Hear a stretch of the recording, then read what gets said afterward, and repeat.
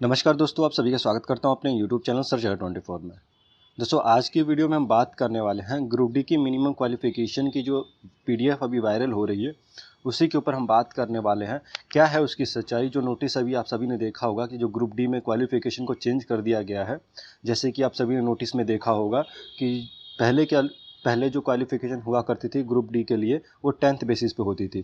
But अब क्या हुआ है, चेंजेस इसके अंदर, और अब क्वालिफिकेशन क्या रखा गया है, उसी के ऊपर हम बात करने वाले हैं। और ये जो अपडेट आया है, क्या ये अपडेट नया है या फिर पुराना अपडेट है, और ये अभी इतना क्यों वायरल हो रहा है, तो सारी चीज़ें हम बात करने वाले हैं। इस वीडियो के साथ बने रहिएगा।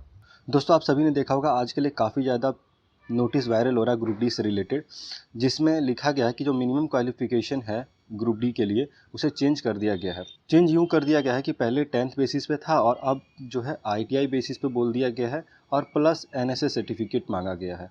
जो नई भर्ती आएगी ग्रुप डी के अंदर, उसके अंदर ITI और NSS सर्टिफिकेट वालों को ही अलाउ किया जाएगा। यानी जिसके पास ITI होगा, 10th प्लस ITI होगा, या फिर ITI प्लस NSS सर्टिफिकेट होगा, या फिर 10th प्लस NSS सर्टिफिकेट होगा, उन्हीं को ही ग्रुप डी के अंदर मौका मिलेगा फॉर्म भरने के लिए। तो ये दोस्तों जो नोटिस है, ये नोटिस आया कब है? क्योंकि ये बहुत बड़ा सवाल है, क्योंकि जो नोटिस है ये अब जाके बहुत ज़्यादा वायरल हो रहा है। जबकि मैं आपको बता दूं, ये जो नोटिस है दोस्तों, ये नोटिस आपका 2019 के अंदर ही आ चुका था। आपको मैं बता दूं, ये नोटिस जो है 2019 का ही नोटिस है। बट अब जो है इसे PDF फॉर्म में कन्वर्ट करके पब्लिश कर दिया गया वेबसाइट पे, जिसकी वजह से अब जाके ये बहुत ज़्यादा वायरल हो रहा है। आपको मैं बता दूँ, क्योंकि जब ये नोटिस आया था 2019 के अंदर, उसके ऊपर भी हम लोगों ने वीडियो बनाया था। आपको मैं बता दूं, 2020 के अंदर भी मैंने इसके ऊपर वीडियो बनाया है, और 2021 के अंदर भी इस पे वीडियो बनाया हुआ है। आपको स्क्रीन पे दिख जाएगा मेरे वीडियोस के स्क्रीनशॉट। तो दोस्तों, ये जो नोटिस है, ये नोटिस कोई नया नोटिस नहीं है। ये नोटिस पहले ही रेलवे ने दे दिया था। और ऐसा क्यों दिया था, अभी हम बात करते हैं।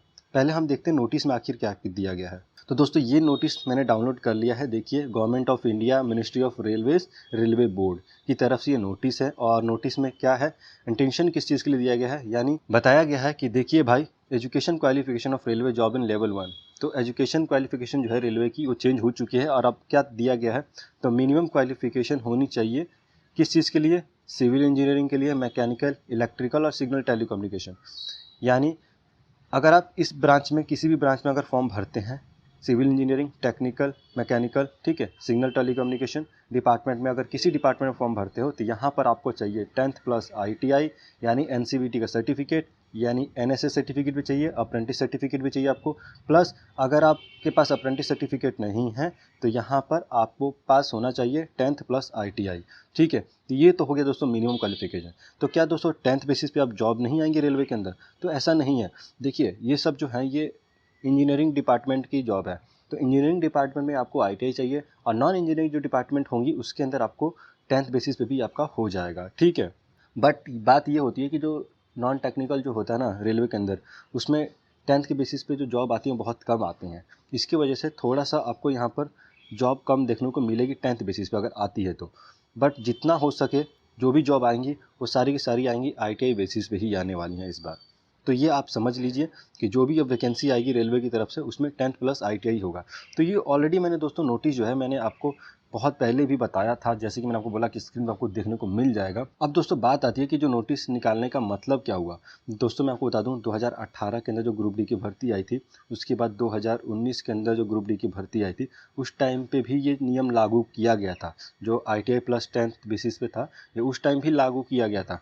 बट हुआ यूँ था कि बिहार के अंदर 18 की जो वैकेंसी आई थी, उस टाइम पे हंगामा हो गया था, और उस टाइम पे प्रोटेस्ट काफ़ी ज़्यादा हो गया था। रेलवे ट्रैक को जाम कर दिया गया था, ट्रेनों को चला दिया गया था उस टाइम पे भी।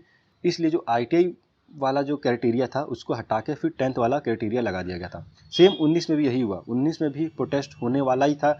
जस्ट उसके टाइम पे क्या हुआ, इलेक्शन था 2019 के अंदर, आप सभी को पता है। तो उस टाइम पे भी इस चीज़ को हटा दिया गया। अब बोला गया कि 10th बेसिस वाले ही फॉर्म भर सकते हो। यानी उस टाइम भी ITI लगा था, बट प्रोटेस्ट के चलते ITI को हटा दिया गया।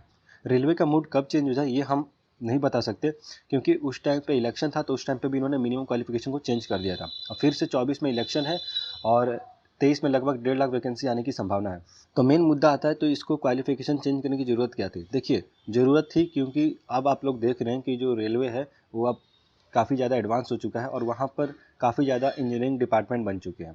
पहले जो था, ट्रेनें मैनुअली चलती थी, बट अब क्या है, सारी की सारी चीज़ें ऑटोमेटिक हैं और सारी की सारी मशीनरी इंजीनियरिंग डिपार्टमेंट से ही ली जाती हैं, जिसकी वजह से क्या है, अब वहाँ पर इंजीनियरिंग डिपार्टमेंट में टेक्निकल बंदों की ज़्यादा ज़रूरत है। ठीक है, क्योंकि टेक्निकल वाले बंदों को पता होता है सब कुछ चीज़ें, क्योंकि वो लोग पढ़ कर आते हैं। नॉन टेक्निकल में उनको सिखाना पड़ता है, ट्रेनिंग में भी पैसा लगता है, इसके वजह से ये सब चीज़ें करनी पड़ी है रेलवे को। रेलवे ने ये सब इसीलिए पहले ही नोटिस में बता दिया, क्योंकि अगर वैकेंसी आती है और फिर अगर आप लोग प्रोटेस्ट करते हो तो रेलवे के पास प्रूफ रहेगा कि भैया हमने 2 साल पहले ही नोटिफिकेशन तो ला दिया है, अब हम कुछ भी चेंजेस नहीं करने वाले हैं। अगर आपके पास 10th प्लस ITI है या फिर NSS सर्टिफिकेट है, तभी आप ग्रुप डी का फॉर्म अप्लाई करोगे, वरना नहीं कर पाओगे। ठीक है, तो नोटिस में मेनली इसी चीज़ को फोकस किया गया है और इसीलिए नोटिस बहुत जल्दी और इसीलिए नोटिस को 2019 के अंदर ही पब्लिश कर दिया गया था।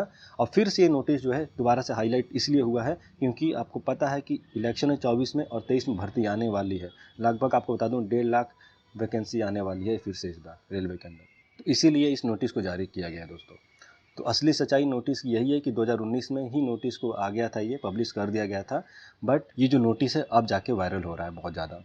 मेनली इस नोटिस में यही बताया गया है कि जो अगली वैकेंसी आएगी रेलवे के अंदर, उसके अंदर आपके पास NSS सर्टिफिकेट तो होना चाहिए, यानी नेशनल अप्रेंटिस सर्टिफिकेट, और 10th पास होने चाहिए आप, और प्लस अगर आप अप्रेंटिस सर्टिफिकेट आपके पास नहीं है तो फिर ITI होना चाहिए, 10th प्लस ITI होना चाहिए। और देखिए यहाँ पे लिखा भी है कि 18 और 19 में इन्होंने छूट दे दी थी, बट अब आपको छूट नहीं मिलने वाली है, ये साफ बोल दिया गया है इनके द्वारा।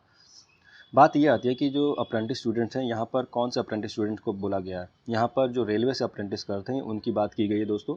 बाकी अप्रेंटिस जो है वो ITI वाले कॉलम में ही फॉर्म भरेंगे। जो अप्रेंटिस रेलवे से किए होंगे उन्हीं को ही इसमें बेनिफिट मिलेगा, वरना और कहीं वालों को नहीं मिलने वाला है, बात है साफ। और दूसरी बात है दोस्तों, यहाँ पर जो अप्रेंटिस का वेटेज है, वेटेज की बात की गई थी कि जो PET होता है रेलवे में, क्या इस वैकेंसी में भी रहेगी जो नई वैकेंसी आएगी। देखिए वही है, बता रहा हूँ आपको, ये नोटिस जो है कब चेंज हो जाता है कुछ नहीं कहा जा सकता, बट जो पहले नोटिस आया था उसके अकॉर्डिंग आपको छूट मिलेगा नई वैकेंसी के अंदर भी, और वेटेज भी मिलेगा 1/3 वाला। ठीक है, तो इसमें कोई आपको टेंशन लेने की जरूरत नहीं है। फिलहाल दोस्तों जो नोटिस के अंदर था सब कुछ मैंने आपको बता दिया।